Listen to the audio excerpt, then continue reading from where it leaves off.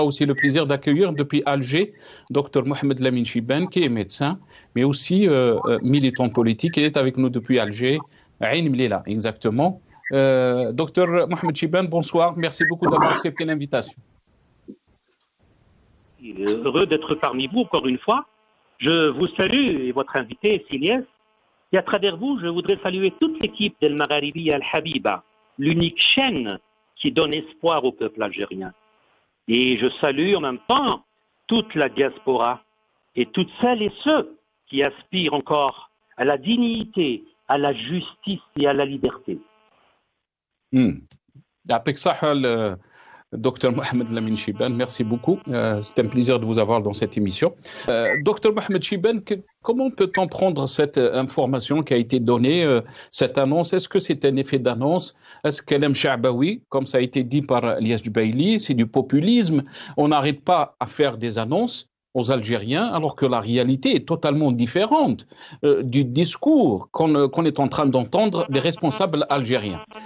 Mohamed Chibane, est-ce que vous pensez que la vie des Algériens de tous les jours a changé? Écoutez, Sinas, sincèrement, la vie des Algériens, elle devient de plus en plus dure. Quand vous voyez que la pénurie de médicaments, je suis médecin, un produit tel que le Centran qui est très important pour les malades, qui est inexistant.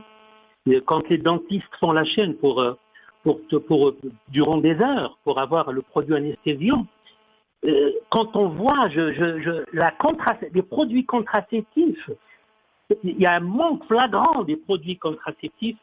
Donc, en dehors de ce que disait Siliès, la chaîne pour le lait et la khérihi, la vie devient très dure. Et permettez-moi, Sénat, quand il a dit Siliès, l'Algérie comme un pays continent, oui, mais il faudrait savoir qu'en 2012,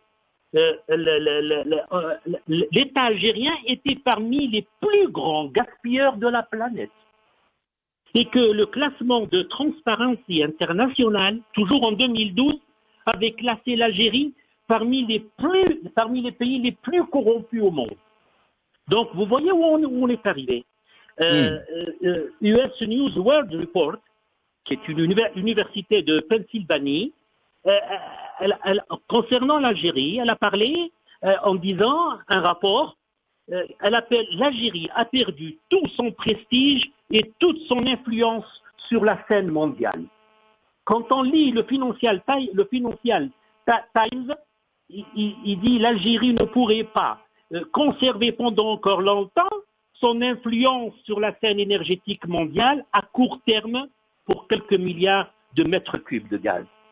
Donc, vous me parlez de 13 milliards, on était à 5 milliards, à 7 milliards de dollars, de 13, mais c'est insignifiant.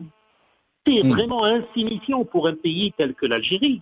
Ça veut dire même ce chiffre est juste, Mohamed Chibane, ça reste un chiffre insignifiant, d'après vous.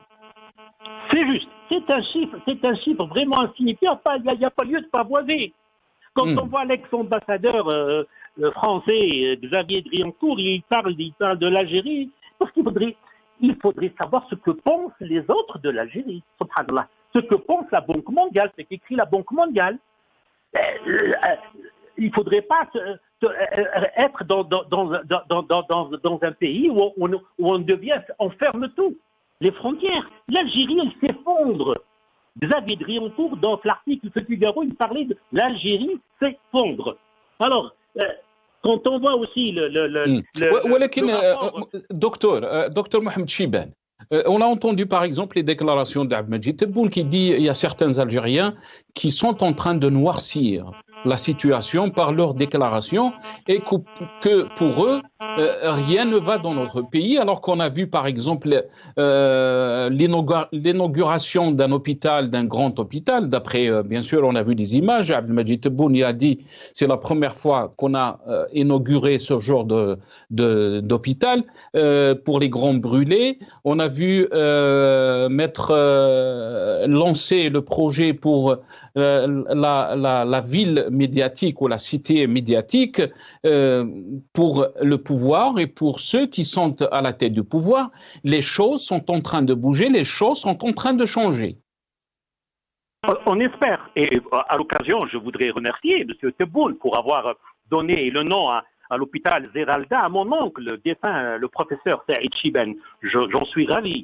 Mais il faudrait, nous ne faisons que relater et rapporter ce que disent les autres, ce que pensent les autres pays, ce que pensent les organismes internationaux. Quand vous voyez le rapport parlementaire français, on parle de la France derrière Kribalena, le rapport parlementaire français, la commission des finances et de l'économie, subhanallah, c'est pas moi qui le dis, c'est pas non, c'est la commission des finances. Le 19 juillet 2022,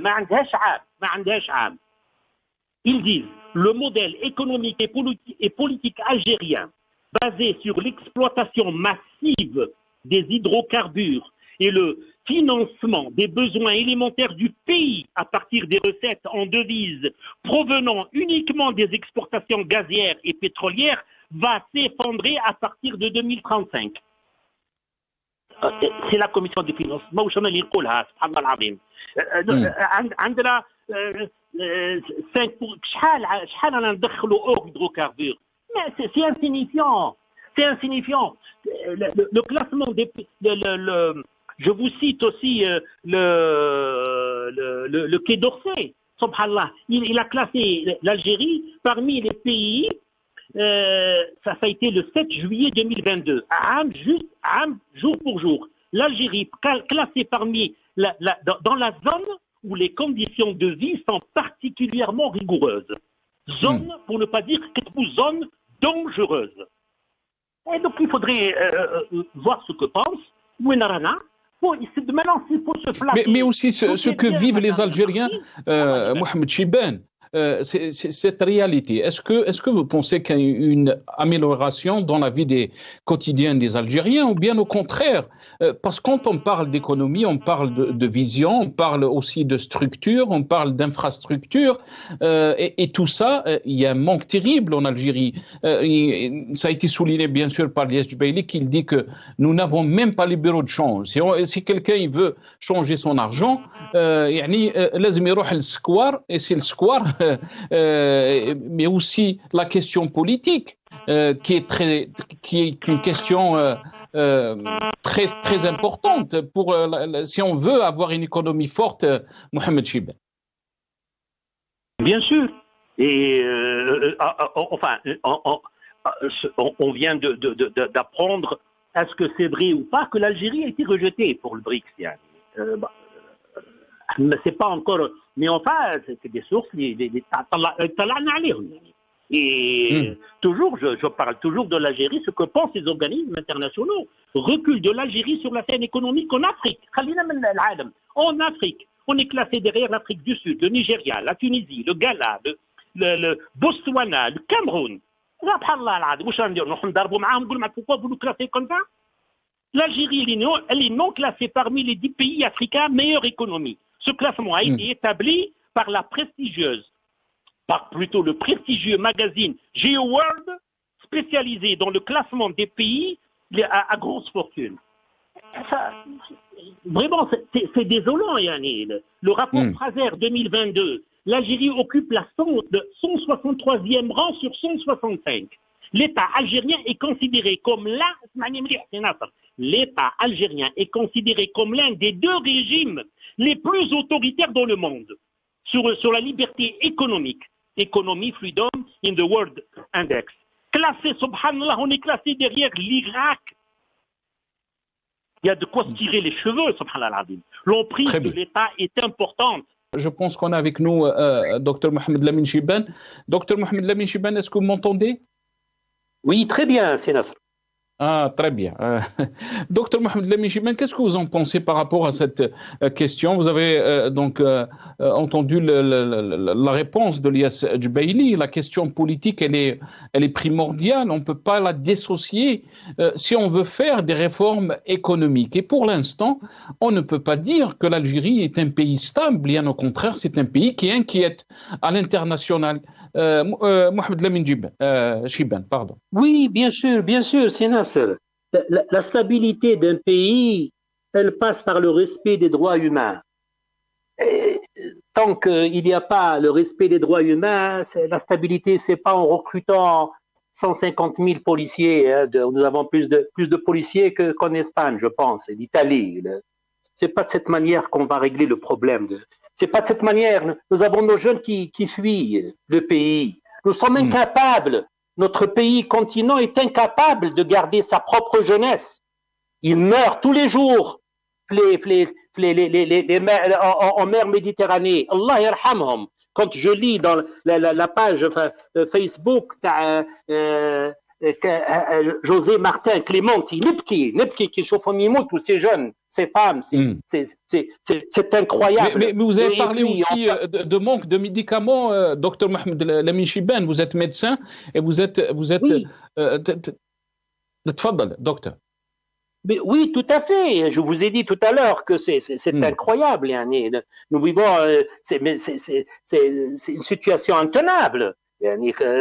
Quand on cherche à réduire le taux de natalité et combattre la démographie, alors qu'il n'y a pas les produits de la contraception. Merci, les contraceptifs oraux.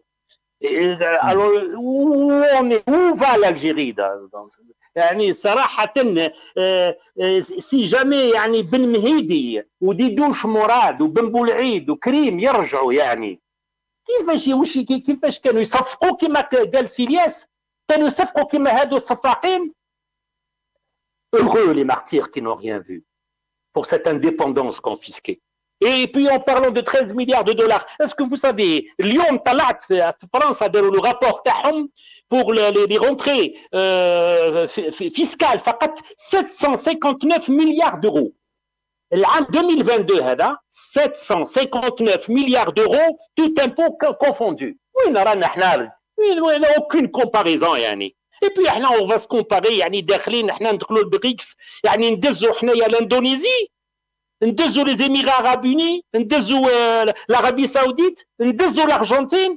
C'est pas pour critiquer notre pays. On aurait aimé notre pays qu'on partout.